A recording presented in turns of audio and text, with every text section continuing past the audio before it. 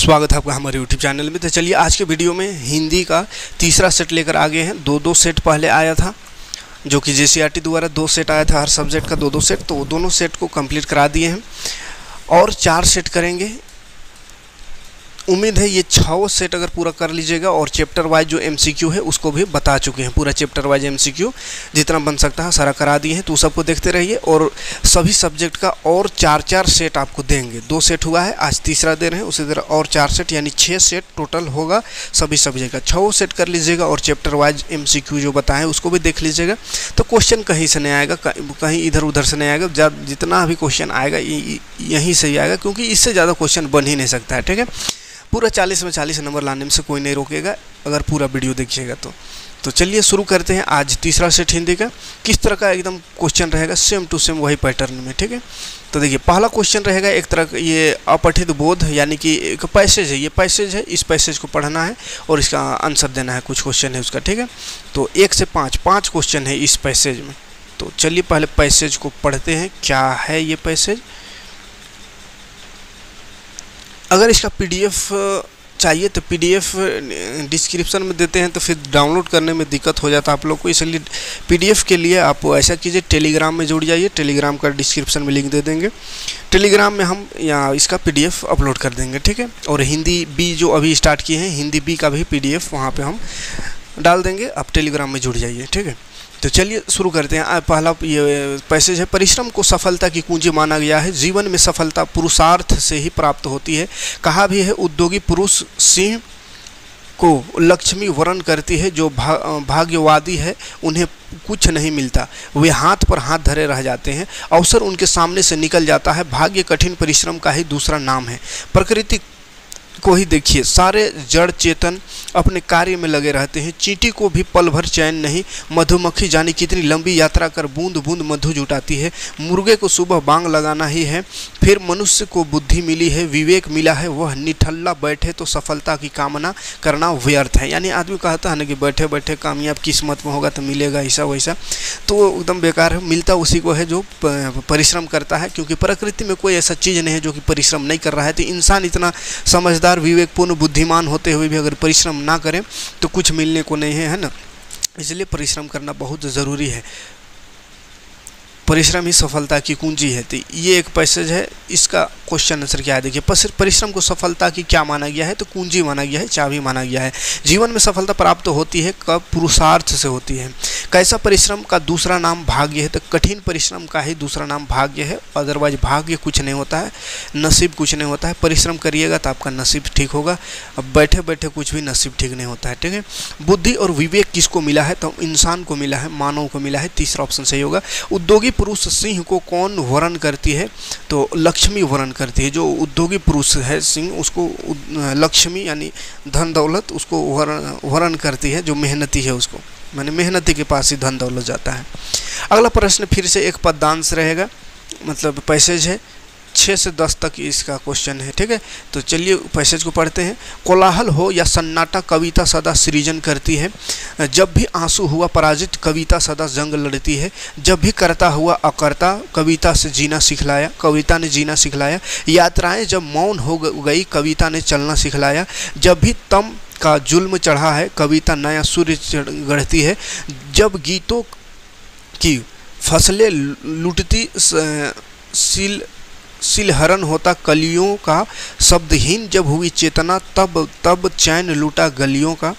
जब कुर्सी का कंस गरजता, कविता स्वयं घृणा बनती है। अपनी भी हो गए पराए, यूं झूठे अनुबंध हो गए। घर में ही वनवास हो रहा, यूं गूंगे संबंध हो गए। यानी ये कविता का खासियत बताया है कि कविता क्या क्या करता है। ठीक है, तो इसका क्वेश्चन आते हैं। कविता को सृजनात्मक कहा गया है क्योंकि कविता हर परिस्थितियों में सृजन की भूमिका निभाता है ना। हर परिस्थिति में कविता एक महत्वपूर्ण भूमिका निभाता है। ठीक है, तो पहला ऑप्शन सही हो जाएगा। दूसरा है, कविता सदा जंग लड़ती है का भाव क्या है? तो कविता संघर्ष के प्रेरणा देती है। कविता जंग लड़ती है मतलब कविता जो है संघर्ष का प्रेरणा देती है ना। इसलिए ऐसे भी देखते हैं ना, आजकल के जवान कविता खोजते रहता है, मोटिवेशनल क्वाइट, मोटिवेशन कविता है ना। तो ये तो कविता क्या है, एक संघर्ष करने की प्रेरणा देती है, मोटिवेशन देती है। कविता जीना कब सिखाती है? तो जब कर्मठ अकर्मण्य हो जाता है तो जीना सिखाती है। जब निराशा और अंधकार पांव पसारता है तो प्रेरणा कहाँ से मिलती है? तो कविता से मिलती है। ठीक है, अगला प्रश्न है 10 नंबर, पराजित शब्द का में इत क्या है? तो पराजित में इत क्या है? इत लास्ट में लगा हुआ है, तो लास्ट में जो लगता है उसको प्रत्यय कहते हैं, तो ये प्रत्यय है। ठीक है, उसके बाद व्याकरण का क्वेश्चन रहेगा खंड क में। तो व्याकरण में आते हैं, अप उपसर्ग से उक्त कौन सा शब्द नहीं है? तो अप उपसर्ग, उपसर्ग पहले लगता है, प्रत्यय बाद में। तो उपसर्ग जो अप है वो किस में नहीं है वो बताना है। तो अपमान, अपमान में तो अप लग रहा है तो है इसमें। अपभ्रंश, इसमें भी अप है। अपव्यय, इसमें भी अप है। लेकिन अपार, अपार में अप नहीं है। अपार ये उपसर्ग नहीं है, अप उपसर्ग इसमें नहीं है ना। तो अपार जो है सही ऑप्शन हो जाएगा इसका। सामाजिक शब्द में कौन सा प्रत्यय है? तो लास्ट में प्रत्यय लगता है, तो इक, सामाजिक, इक प्रत्यय है इसमें।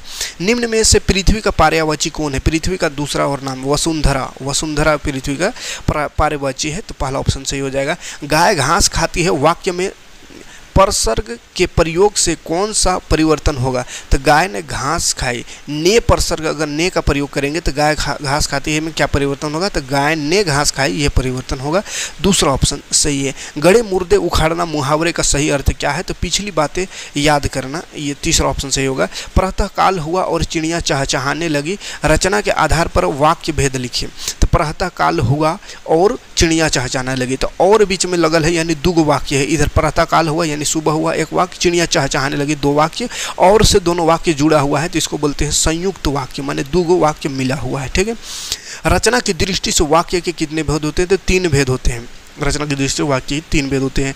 चाय में थोड़ी चीनी डाल दीजिए, इस वाक्य में कौन विशेषण है?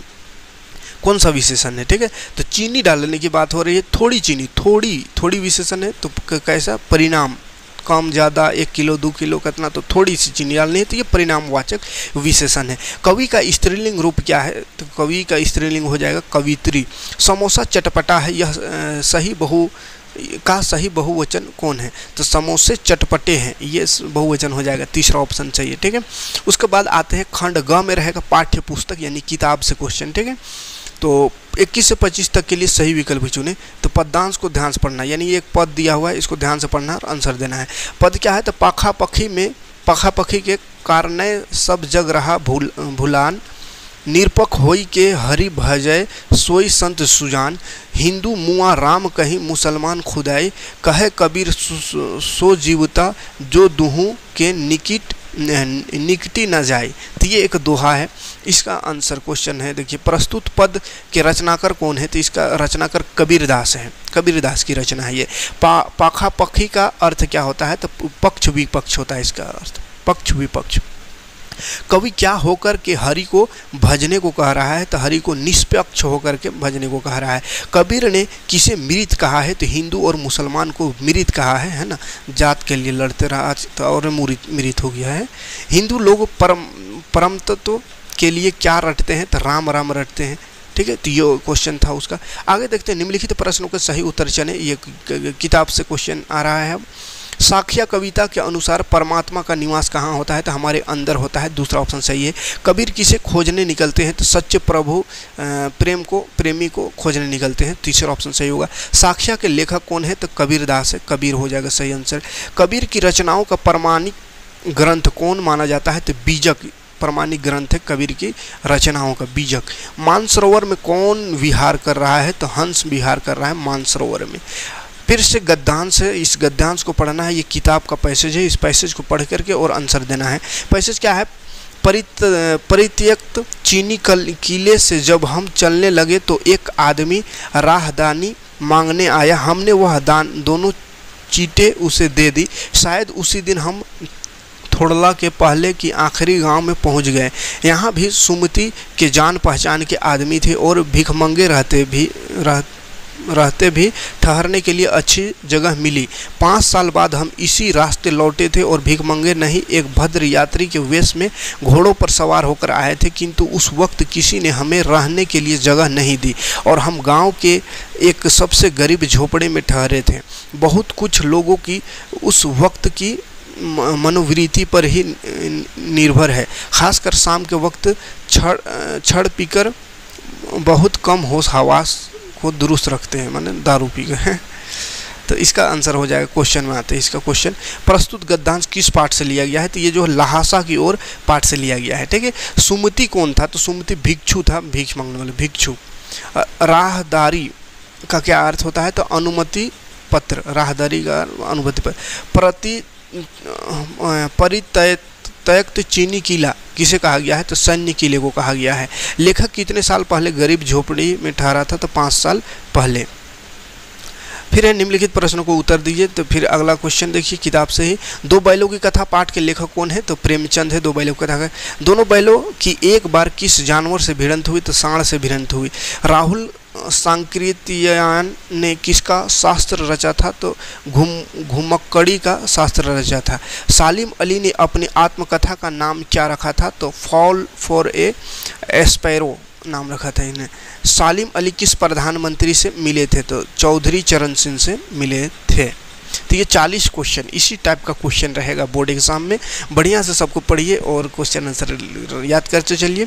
उम्मीद है आपका एग्ज़ाम बहुत ही अच्छा जाएगा, 40 में 40 नंबर लाने से कोई नहीं रोकेगा। ठीक है, तो मिलते हैं नेक्स्ट वीडियो में, नेक्स्ट कोई सब्जेक्ट का कुछ सेट लेकर के।